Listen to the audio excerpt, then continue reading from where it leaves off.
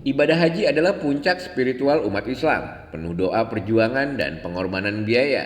Namun makna suci itu tercoreng ketika muncul dugaan praktek korupsi dalam kuota haji 2024. Kasus ini makin jadi sorotan karena menyeret nama Ustadz Khalid Zid Abdullah Basalama. Komisi Pemberantasan Korupsi atau KPK mengonfirmasi adanya uang yang dikembalikan terkait perkara ini. Juru bicara KPK Budi Prasetyo menjelaskan uang tersebut akan dijadikan barang bukti di persidangan. Artinya dana itu bukan langsung bisa digunakan publik, melainkan ditampung di rekening khusus KPK hingga putusan di pengadilan. Mekanisme pengembalian uang dalam kasus korupsi memang beragam, bisa diserahkan sukarela, disita, atau dititipkan. Semua tercatat secara resmi. Penting digarisbawahi, pengembalian uang tidak otomatis menghapus jerat hukum. Itu hanya bagian dari proses pembuktian. Publik penasaran, apakah pengembalian uang oleh Ustadz Khalid Basalamah dilakukan sukarela atau karena diminta penyidik? KPK belum mau membuka detail dengan alasan masih masuk materi penyidikan. Peran setiap orang, baik saksi maupun terduga pelaku, kini sedang diteliti lebih lanjut.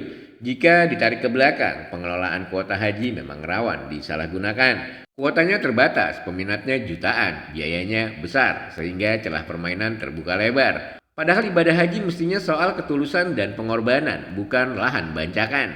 Bayangkan jamaah yang menabung bertahun-tahun justru jadi korban sistem yang tercemar. Disinilah pentingnya langkah KPK, namun publik menuntut transparansi penuh, apalagi kasus menyangkut tokoh agama berpengaruh. Jika salah kelola komunikasi, bisa muncul kegaduhan sosial, kekecewaan, bahkan krisis kepercayaan umat.